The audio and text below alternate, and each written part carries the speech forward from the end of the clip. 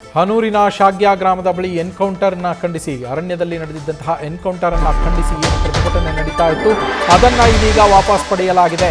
ಪ್ರತಿಭಟನಾಕಾರರ ಮನವೊಲಿಕೆ ಮಾಡುವಲ್ಲಿ ಶಾಸಕ ಮಂಜುನಾಥ್ ಸಕ್ಸಸ್ ಆಗಿದ್ದಾರೆ.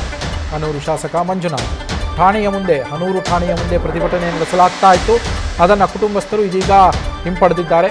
15 ಲಕ್ಷ ರೂಪಾಯಿ ಪರಿಹಾರ, ಕುಟುಂಬಸ್ಥರಿಗೆ ಉದ್ಯೋಗದ ಭರವಸೆಯನ್ನ ನೀಡಲಾಗಿದೆ. ಕುಟುಂಬಸ್ಥರಿಗೆ ಭರವಸೆಯನ್ನ ಶಾಸಕ ಮಂಜುನಾಥ್ ಅವರು ಕೊಟ್ಟಿದ್ದಾರೆ. ಪ್ರಕರಣದ ಉನ್ನತ ತನಿಖೆಗೂ ಕೂಡ ಒಪ್ಪಿದ್ದಾರೆ ಶಾಸಕ ಮಂಜುನಾಥ್.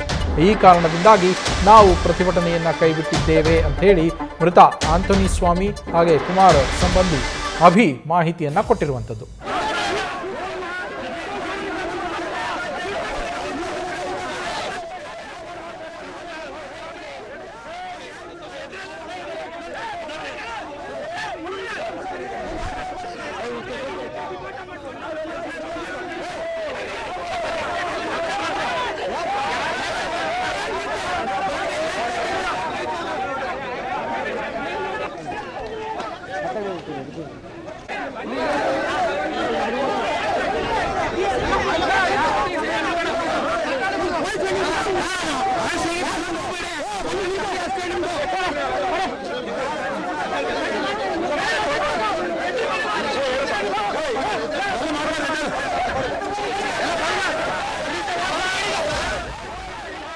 ನಮ್ಮ ಪ್ರತಿನಿಧಿ ನಂದೀಶ್ ಲೈವ್ನಲ್ಲಿ ಜಾಯ್ನ್ ಆಗಿದ್ದಾರೆ. ನಂದೀಶ್, ಈಗ ಶಾಸಕರು ಮನವೊಲಿಕೆ ಮಾಡುವಲ್ಲಿ ಯಶಸ್ವಿಯಾಗಿದ್ದಾರೆ, ಪರಿಹಾರದ ಭರವಸೆ ಕೊಟ್ಟಿದ್ದಾರೆ, ಹಾಗೆ ಉದ್ಯೋಗದ ಭರವಸೆಯನ್ನು ಕೊಟ್ಟಿದ್ದಾರೆ.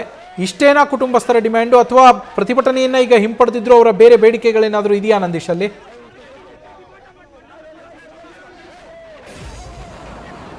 ಖಂಡಿತ ನವೀನ್, ಹನೂರಿನಲ್ಲಿ ನಡೆದಂತಹ ಎನ್ಕೌಂಟರ್ನಲ್ಲಿ ಶಾಗ್ಯ ವ್ಯಾಪ್ತಿಯಲ್ಲಿ ಬರುವಂತಹ ಮರಿಮಂಗಲ ಗ್ರಾಮದ ಆಂಟೋನಿ ಸ್ವಾಮಿ, ಕುಮಾರ್, ಪೀಟರ್ ಮೂವರು ಸಾವನ್ನಪ್ಪಿದ್ರು. ಇದಕ್ಕೆ ಸಂಬಂಧಪಟ್ಟಂತೆ ಆಕ್ರೋಶಗಳು ಕೂಡ ಭುಗಿಲೆದ್ದಿದ್ದು ಅವರ ಕುಟುಂಬಸ್ಥರು ನೇರವಾಗಿ ಆರೋಪವನ್ನು ಮಾಡಿದ್ರು.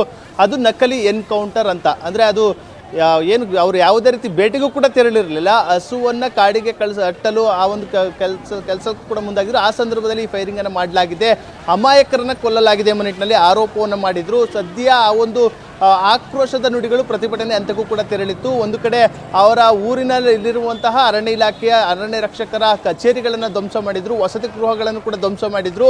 ಮತ್ತೊಂದು ಕಡೆ ಹನೂರು ಪೊಲೀಸ್ ಠಾಣೆಯ ಮುಂಭಾಗವೇ ಜಮಾಯಿಸಿದಂತಹ ನೂರಾರು ಜನರು, ಸಾವಿರಾರು ಜನರು ಆಕ್ರೋಶವನ್ನು ವ್ಯಕ್ತಪಡಿಸ್ತಾ ಇದ್ರು. ಸೂಕ್ತವಾದಂತಹ ತನಿಖೆಯನ್ನು ಮಾಡಬೇಕು ಎಂಬ ನಿಟ್ಟಿನಲ್ಲಿ ಪ್ರತಿಭಟನೆಯನ್ನು ಕುಳಿತಾ ಇದ್ರು. ಒಂದಷ್ಟು ಬೇಡಿಕೆಗಳನ್ನ ಕೂಡ ಜನಪ್ರತಿನಿಧಿಗಳು, ಇಲ್ಲಿನ ಸ್ಥಳೀಯ ಶಾಸಕರು ಮತ್ತು ಸರ್ಕಾರದ ಮುಂದೆ ಇಟ್ಟಿದ್ರು. ಅಂದರೆ ಅವರೆಲ್ಲರೂ ಕೂಡ ಹೇಳಿರುವಂಥದ್ದು ಪರಿಹಾರವನ್ನು ಘೋಷಣೆ ಮಾಡಬೇಕು ಮತ್ತು ತಪ್ಪಿತಸ್ಥರ ವಿರುದ್ಧ FIR ಆಗಬೇಕು ನಿಟ್ಟಿನಲ್ಲಿ. ಈಗಾಗಲೇ FIR ಕೂಡ ಅರಣ್ಯ ಇಲಾಖೆ ಅಧಿಕಾರಿಗಳ ಮೇಲೆ ಆಗಿದೆ.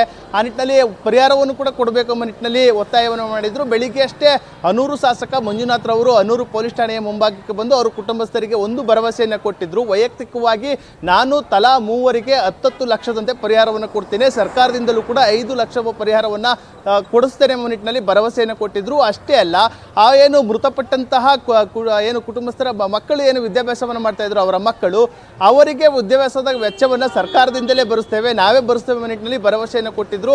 ಅದರ ಜೊತೆಗೆ ಉದ್ಯೋಗವನ್ನು ಕೊಡಿಸುವಂಥ ಭರವಸೆಗಳನ್ನು ಕೊಟ್ಟಿದ್ದಾರೆ ಎಂಬುದು ಅವರ ಕುಟುಂಬಸ್ಥರ ಮಾತಾಗಿರುವಂಥದ್ದು. ಅಲ್ಲಷ್ಟೇ ಅಲ್ಲ, ಈ ಒಂದು 15 ಲಕ್ಷ ಪರಿಹಾರ ಅಷ್ಟೇ ಅಲ್ಲ, ಮುಂದಿನ ದಿನಗಳಲ್ಲಿ ಆ ಒಂದು ಪರಿಹಾರದ ಮೊತ್ತವನ್ನು ಹೆಚ್ಚಿಗೆ ಕೊಡಿಸ್ತೀವಿ ಎಂಬ ನಿಟ್ಟಿನಲ್ಲಿ ಶಾಸಕ ಏನು ಮಂಜುನಾಥ್ ಅವರು ಕೂಡ ಭರವಸೆಯನ್ನು ಕೊಟ್ಟಿದ್ರು. ಆ ನಿಟ್ಟಿನಲ್ಲಿ ಏನು ಪ್ರತಿಭಟನಾಕಾರರ ಜೊತೆ ಅವರು ಮಾತನಾಡಿ ಅವರನ್ನು ಇದೀಗ ಪ್ರತಿಭಟನೆಯನ್ನು ವಾಪಸ್ ತೆಗೆದುಕೊಳ್ಳುವಂತೆ ಮಾಡಿದ್ದಾರೆ. ಸದ್ಯ ಅಷ್ಟು ಭರವಸೆಗಳನ್ನು ಕೊಟ್ಟಿದ್ದಾರೆ ಎಂಬುದು ಅವರ ಕುಟುಂಬಸ್ಥರ ಮಾತಾಗಿರುವಂಥದ್ದು. ಸದ್ಯ ಈ ಒಂದು ಹನೂರು ಪೊಲೀಸ್ ಠಾಣೆಯ ಮುಂಭಾಗ ಏನು ಜಮಾಯಿಸಿದ್ರು ಆ ಒಂದು ಜನರನ್ನು ಇದೀಗ ಪೊಲೀಸರು ವಾಪಸ್ ಕಳಿಸುವಂಥ ಕೆಲಸವನ್ನು ಮಾಡಿದ್ದಾರೆ. ಯಾಕೆಂದರೆ ಹನೂರು ಶಾಸಕ ಮಂಜುನಾಥ್ ರವರು ಭರವಸೆಯನ್ನು ಕೊಟ್ಟಂತಹ ಬೆನ್ನಲೆಯಲ್ಲಿ ಈ ಒಂದು ಹೆದ್ದಾರಿಯಲ್ಲೇ ಕುಳಿತಿದ್ದಂತಹ ಪ್ರತಿಭಟನಾಕಾರರು ಇಲ್ಲಿಂದ ಸ್ಥಳದಿಂದ ತೆರಳಿದ್ದಾರೆ. ಪೊಲೀಸರು ಕೂಡ ಒಂದಷ್ಟು ನಿಟ್ಟುಸಿರು ಬಿಟ್ಟಿರುವಂಥದ್ದು. ಯಾಕೆಂದರೆ ಬೆಳ್ಳಂಬೆಳಿಗ್ಗೆ ಹೆದ್ದಾರಿಯನ್ನು ತಡೆದು ಆಕ್ರೋಶವನ್ನು ವ್ಯಕ್ತಪಡಿಸಿದ್ರು. ಪೊಲೀಸರ ಮೇಲೆ ಹಲ್ಲೆ ಮಾಡುವಂಥ ಕೆಲಸವೂ ಕೂಡ ಆಗಿತ್ತು. ಆ ಸಂದರ್ಭದಲ್ಲಿ 7-8 ಮಂದಿಯನ್ನು ವಶಕ್ಕೆ ಪಡೆದಿದ್ರು. ಸದ್ಯ ಸಹಜ ಸ್ಥಿತಿಗೆ ಹನೂರು ಮರಳುತ್ತಾ ಇದೆ. ಇದೀಗ ಅವರ ಕುಟುಂಬಸ್ಥರು ಒಂದಷ್ಟು ಭರವಸೆಗಳನ್ನ ಈಡೇರಿಸಿದ್ದಾರೆ. ಆ ನಿಟ್ಟಿನಲ್ಲಿ ನಾವು ಪ್ರತಿಭಟನೆ ಕುಟುಂಬಸ್ಥರು ಹೇಳ್ತಾ ಇದ್ದಾರೆ ನಮಗೆ ಇಷ್ಟೆಲ್ಲ ಭರವಸೆಗಳನ್ನ ಕೊಟ್ಟಿದ್ದಾರೆ ಅಂತ ಹೇಳಿ. ಅದ್ರ ಬಗ್ಗೆ ಶಾಸಕರೇನಾದರೂ ಪ್ರತಿಕ್ರಿಯೆಯನ್ನು ಕೊಟ್ಟಿದ್ದಾರಾ?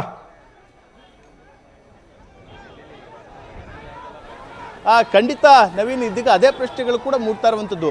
ಮಂಜುನಾಥ್ ರವರು ಪ್ರತಿಭಟನಾಕಾರರು ಮತ್ತು ಅವರ ಕುಟುಂಬಸ್ಥರ ನಡುವೆ ಒಂದಷ್ಟು ಮಾತುಕತೆಗಳನ್ನು ಆಡಿ ಭರವಸೆಗಳನ್ನು ಕೊಟ್ಟಿದ್ದಾರೆ ಅಂತ ಹೇಳ್ತಾ ಇದ್ದಾರೆ. ಆದರೆ ಮಾಧ್ಯಮಗಳಿಗೆ ಶಾಸಕ ಮಂಜುನಾಥ್ ರವರು ಯಾವುದೇ ರೀತಿ ಹೇಳಿಕೆಯನ್ನು ಕೊಟ್ಟಿಲ್ಲ. ಆದರೆ ಒಂದು ಹೇಳಿಕೆಯನ್ನು ಕೊಟ್ಟಿರುವಂಥದ್ದು, ತಲಾ 10 ಲಕ್ಷದಂತೆ ಮೂವರಿಗೆ 30 ಲಕ್ಷ ಪರಿಹಾರವನ್ನು ವೈಯಕ್ತಿಕವಾಗಿ ಕೊಡ್ತೀನಿ, ಅಲ್ಲದೆ ಸರ್ಕಾರದಿಂದಲೂ ಕೂಡ 5 ಲಕ್ಷ ಪರಿಹಾರವನ್ನು, ಒಟ್ಟು 15 ಲಕ್ಷ ಪರಿಹಾರವನ್ನು ಸರ್ಕಾರದಿಂದಲೂ ಕೂಡ ಮೂವರಿಗೆ ಕೊಡಿಸ್ತೀನಿ ಎಂಬ ಮಾತನ್ನು ಹೇಳಿದರೆ ಹೊರತು ಅವರು ಬೇರೆ ಯಾವುದೇ ರೀತಿ ಉದ್ಯೋಗವನ್ನು ಕೊಡಿಸ್ತೀನಿ ಅಥವಾ ವಿದ್ಯಾಭ್ಯಾಸದ ಖರ್ಚನ್ನ ಸರ್ಕಾರದಿಂದಲೇ ಭರಿಸ್ತೀವಿ ಈ ಯಾವನ್ನು ಕೂಡ ಅವರು ಮಾಧ್ಯಮಗಳಿಗೆ ತಿಳಿಸಿಲ್ಲ. ಸದ್ಯಕ್ಕೆ ಅವರು ಹೇಳಿರುವಂಥದ್ದು ತಲಾ 15 ಲಕ್ಷ ಪರಿಹಾರವನ್ನು ವೈಯಕ್ತಿಕವಾಗಿ ಮತ್ತು ಸರ್ಕಾರದಿಂದ ಕೊಡಿಸ್ತೀನಿ ಎಂಬ ಮಾತುಗಳನ್ನು ಕೂಡ ಹೇಳಿರುವಂಥದ್ದು. ಸದ್ಯ ಅವರ ಕೊಟ್ಟಂತಹ ಭರವಸೆಯನ್ನು ನಂಬಿರುವಂತಹ ಜನರು ಇದೀಗ ಪ್ರತಿಭಟನೆಯನ್ನು ಕೈ ಬಿಟ್ಟಿದ್ದಾರೆ. ಅಲ್ಲದೆ ಮತ್ತೊಂದು ಎಚ್ಚರಿಕೆಯನ್ನು ಅವರ ಕುಟುಂಬಸ್ಥರು ಹೇಳಿರುವಂಥದ್ದು, ಅಂದರೆ ಕೊಟ್ಟಿರುವಂತಹ ಭರವಸೆಗಳನ್ನು ಮುಂದಿನ ದಿನಗಳಲ್ಲಿ ಈಡೇರಿಸದಿದ್ದರೆ ಮತ್ತೆ ಹೋರಾಟವನ್ನು ಮಾಡಬೇಕಾಗುತ್ತೆ.